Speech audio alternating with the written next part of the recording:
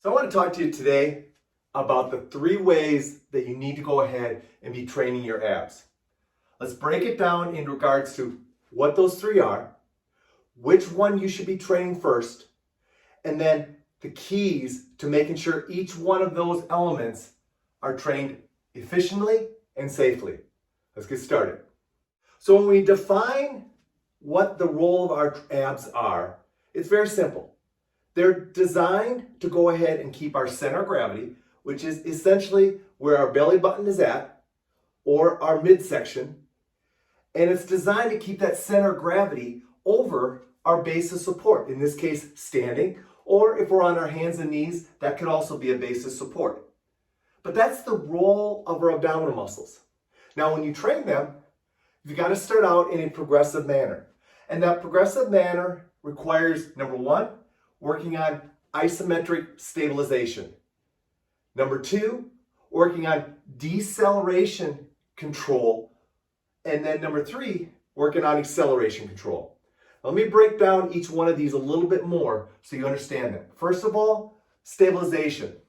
Well, in this case, with stabilization, specifically, I'm talking about just teaching your abdominal muscles how to keep your center of gravity tight, so that it can go ahead and keep your low back safe and in a good neutral position. Now, the key to effective stabilization training is, number 1, being aware of where your trunk is relative to your low back and making sure that those trunk muscles are engaging effectively and it's keeping your low back in a good alignment and a good position. Next, deceleration control. Once you have stabilization control, we now want to go ahead and add in movement, because the trunk muscles are designed to go ahead and protect your low back. But when you're moving, it's got to be able to protect it while you're on the move. So in that case, it has to be able to decelerate rotational movements through the low back. It has to be able to decelerate side bending movements through the low back. It has to be able to decelerate flexion, but more importantly, extension movements through the low back. When we talk about deceleration, what we're really talking about are the words anti-flexion, anti-rotation, anti-lateral flexion. And I know you've heard those words. So when we talk deceleration, we're really talking about your ability to implement those components of trunk training. Number 3, acceleration. Now, acceleration is the final component and the final level of progression you want to bring in to your abdominal training. And with acceleration, we're focused on the ability to explode out and do some type of movement that requires our trunk to have to communicate between our upper body and lower body. A throw is a perfect example. A throw is going to require our hips to explode, our upper body and arms to explode, and our trunk is going to go ahead and communicate that so that they work together. So those are the 3 components: stabilization, then deceleration, then acceleration. Now, I want to take you through next where the problem lies in how people train their abdominals when you look at these 3 elements of training. So the first problem is people reverse the process. They go ahead and work on acceleration movements fast, or acceleration movements first. What I mean by that is you'll see a lot of people doing fast movements or explosive throws. And the problem is they haven't developed the deceleration and the stabilization component first. So that's one of the biggest problems I see with abdominal training is they flip the script and they're training the most progressive approach first. Number 2, deceleration control.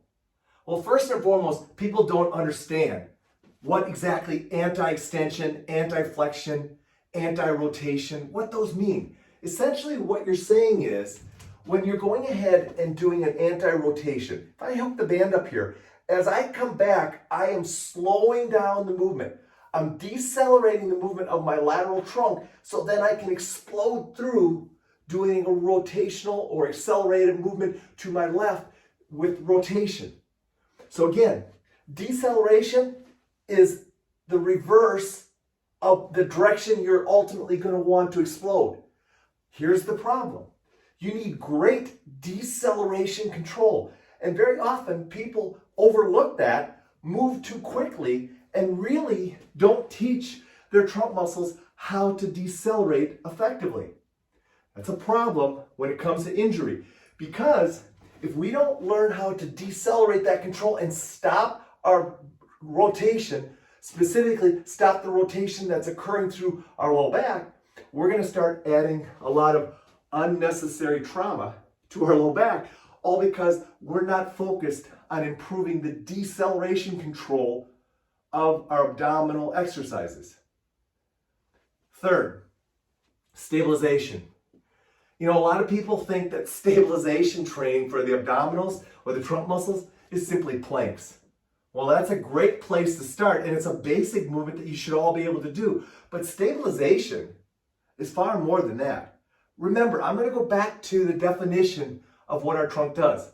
It maintains our center of gravity over our base of support.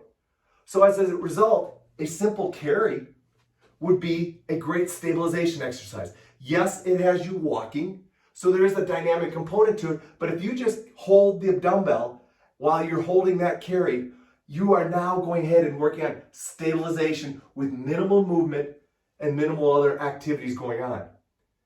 Take that exercise just a little further. You could put yourself in a split squat and put the dumbbell at your side, and now you are working on split squats while you're working on trunk stabilization. Put the dumbbell here, same thing. Put the dumbbell overhead, or do overhead one-arm presses. All of those movements are working on the stabilization component of your trunk muscles.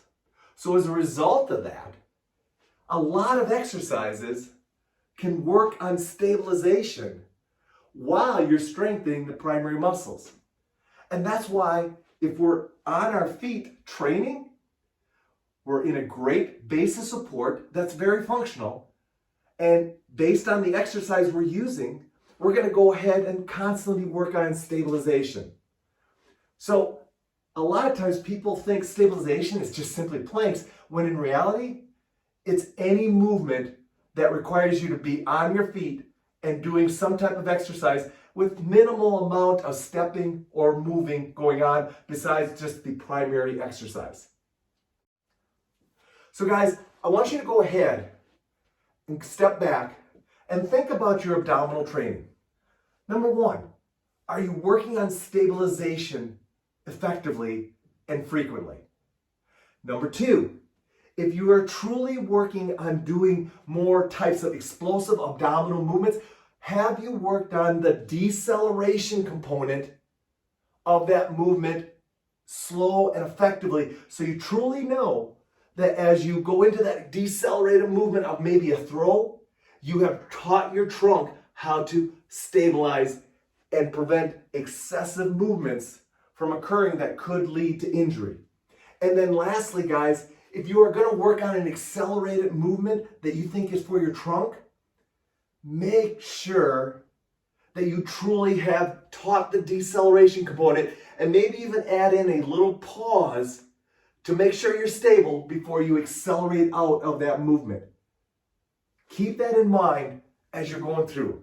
Stability first, deceleration control second, and make sure it's a slow deceleration control. And then once you have that, the accelerated movement should happen naturally.